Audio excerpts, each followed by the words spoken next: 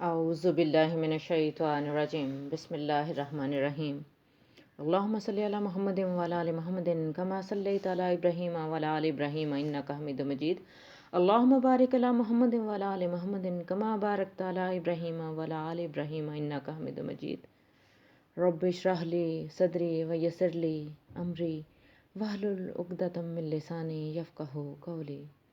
السلام علیکم ورحمۃ اللہ وبرکاتہ۔ امید کرتی ہوں انشاءاللہ العزیز اب سب خیریت سے ہوں گے۔ الحمدللہ میں بھی خیریت سے ہوں۔ دلی دعائیں اللہ تعالی ہم سب کو دین دنیا اور آخرت کی کامیابی عطا فرمائے۔ آج میں دعا کی قبولیت کے اوقات اور مقامات پر بات کرنا چاہوں گی۔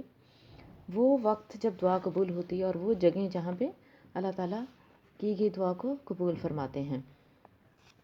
جن وقتوں میں دعا قبول ہوتی ہے وہ یہ ہیں: شب قدر۔ زیادہ تر امید ہے کہ شب قدر ماہ رمضان کے آخری عشرہ کی طاق راتوں یعنی 21ویں، 23ویں، 25ویں، 27ویں یا 29ویں شب میں آتی ہے۔ 21ویں اور 27 شب کے متعلق سب سے زیادہ گمان ہوتا ہے، واللہ اعلم۔ عرفہ کا پورا دن، ذی الحجہ کی 9ویں رات، رمضان المبارک کا پورا مہینہ، جمعہ کی رات یعنی جمعرات اور جمعہ کی درمیانی شب، جمعہ کا پورا دن، روزانہ رات کا دوسرا آدھا حصہ، روزانہ رات کا پہلا تہائی حصہ، روزانہ رات کا آخری حصہ، روزانہ رات کے آخری تہائی حصہ کے درمیان، روزانہ سحر کے وقت۔ سب سے زیادہ دعا کے قبول ہونے کی امید جمعہ کی دعا قبول ہونے کی ساعت میں ہے۔ دعا کی قبولیت کے نکات کا ذکر بھی صحیح احادیث میں آیا ہے۔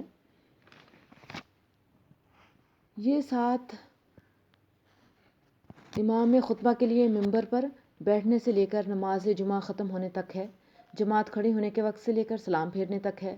دعا کرنے والا جب کھڑا ہوا جمعہ کی نماز پڑھ رہا ہو وہ وقت ہے۔ بعض علماء کہتے ہیں کہ جمعہ کے دن عصر کی نماز کے بعد سے سورج غروب ہونے تک ہے۔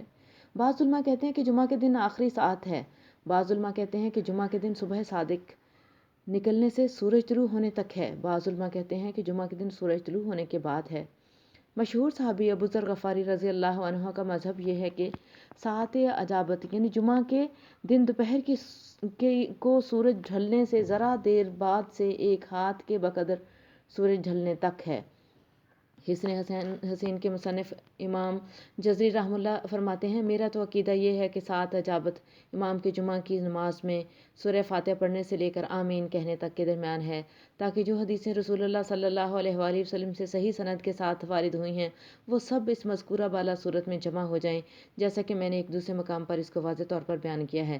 امام نووی رحمۃ اللہ علیہ کا کہنا ہے کہ اس ساعت کا صحیح بلکہ ایسا درست ترین وقت کہ اس کے علاوہ کسی قول کو اختیار کرنا ہی جائز نہیں وہ ہے جو صحیح مسلم میں حضرت ابو موسیٰ اشعری رضی اللہ عنہ سے ثابت ہے کہ ساعت اجابت کا وقت امام کے خطبہ کے لیے ممبر پر بیٹھنے سے لے کر نماز ختم ہونے تک ہے۔ یہی سب سے پہلا قول ہے۔ دعا کی قبولیت کے سب سے زیادہ یقینی وقت احادیث میں دو بتلائے گئے ہیں، ایک لیلۃ القدر یعنی شب قدر، دوسرے جمعہ کی ساعت اجابت دعا قبول ہونے کی ساعت، مگر نہ لیلۃ القدر کو متعین کیا گیا ہے اور نہ ساعت اجابت کو۔ تو یہ تو اللہ ہی بہتر جانتا ہے نا کہ وہ وقت کس کو نصیب ہونا ہے۔ ہم انشاءاللہ العزیز اپنی کوشش کیے رکھتے ہیں۔ وہ تمام مقدس مقامات جہاں پر دعا قبول ہوتی ہے۔ مقدس مقامات: امام حسن بصری رحمہ اللہ علیہ نے اہل مکہ کے نام ایک خط لکھا ہے۔ اس خط میں وہ مکہ معظمہ میں دعا کے قبول ہونے کے یہ 15 مقامات بیان کرتے ہیں: طواف گاہ یعنی گاہ مطاف میں، ملتزم کے پاس خانہ کعبہ کا وہ حصہ جسے طواف کرنے والے چپٹتے ہیں، یہ حجر اسود اور خانہ کعبہ کے دروازہ کے درمیان 4 ہاتھ کے بقدر جگہ ہے۔ میزاب یعنی خانہ کعبہ کے چھت کے پرنالہ کے نیچے، بیت اللہ کے اندر، چاہا زمزم کے پاس، صفا اور مروہ پہاڑیوں پر، موسیٰ صفا اور مروہ کے درمیان دوڑنے کی جگہ میں، مقام ابراہیم کے پیچھے، میدان عرفات میں جہاں 9 ذی الحج کو زوال کے بعد سے غروب تک ٹھہرتے ہیں اور یہی حج کا اصلی رکن ہے، مزدلفہ میں جہاں حجاج عرفات سے واپس آ کر مغرب و عشاء کی نماز پڑھتے ہیں اور رات گزارتے ہیں، مینا میں جہاں 10ویں تاریخ کو حاجی جمروں پر کنکریاں مارتے اور قربانی کرتے ہیں۔ 13، 14 اور 15 یعنی تینوں جمروں کے پاس یہ 3 ٹیلے ہیں جن پر حاجی کنکریاں مارتے ہیں۔ امام جزری رحمہ اللہ علیہ فرماتے ہیں: اگر نبی علیہ الصلوۃ والسلام کے روضہ اقدس کے پاس دعا قبول نہ ہوگی تو پھر کس جگہ قبول ہوگی؟ یعنی روضہ اقدس رسول اللہ صلی اللہ علیہ وآلہ وسلم تو دعا قبول ہونے کا وہ مقدس مقام ہے کہ اس کو تو سر فہرست سب سے پہلے شمار ہونا چاہیے۔ باقی ملتزم کے پاس دعا کی قبولیت کی ایک حدیث مسلسل بھی ہمیں مکہ کے راویوں سے پہنچی ہے۔ نبی اکرم صلی اللہ علیہ وآلہ وسلم کی اگر ہم سنت مبارکہ کو دیکھتے ہیں تو ڈیفینیٹلی نبی پاک صلی اللہ علیہ وآلہ وسلم کی زندگی میں آپ صلی اللہ علیہ وآلہ وسلم کا روزہ مبارک نہیں تھا، تو آپ صلی اللہ علیہ وآلہ وسلم کے حیات مبارکہ میں اگر ان کے پاس بیٹھنے سے دعائیں قبول ہوتی ہیں تو یقیناً انشاءاللہ العزیز روزہ مبارک پر بھی دعائیں قبول ہوتی ہیں۔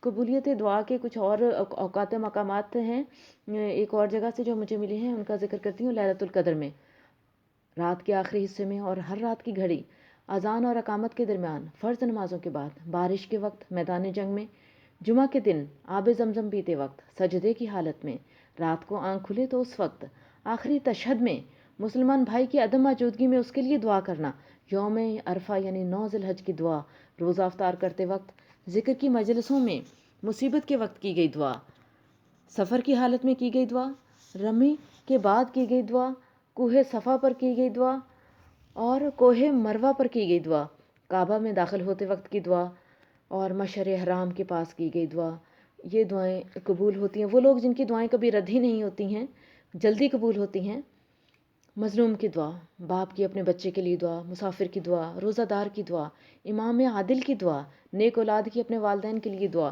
توبہ کرنے والے کی دعا، حج اور عمرہ کرنے والے کی دعا، بیمار کی دعا، اللہ تعالیٰ ضرور قبول فرماتا ہے۔ اللہ تعالیٰ سے دلی دعا ہے کہ اللہ تعالیٰ ہمیں قبولیت کے اوقات اور قبولیت کے مقامات نصیب فرمائے اور ہم سے وہ دعائیں اللہ تعالیٰ کروائے جو ہماری دین دنیا اور آخرت کو سنوار دیں۔ اللہ تعالیٰ سے دلی دعا ہے کہ اللہ رب العزت ہم سب کی دلی مرادیں پوری کرے اور ہمیں دین دنیا اور آخرت کی تمام کامیابیاں عطا فرمائے۔ اجازت چاہوں گی، اپنی دعاؤں میں یاد رکھیے مجھے۔ سبحانک اللہم و بحمدک، نشہد ان لا الہ الا انت، نستغفرک و نتوب الیک۔ السلام علیکم ورحمۃ اللہ وبرکاتہ۔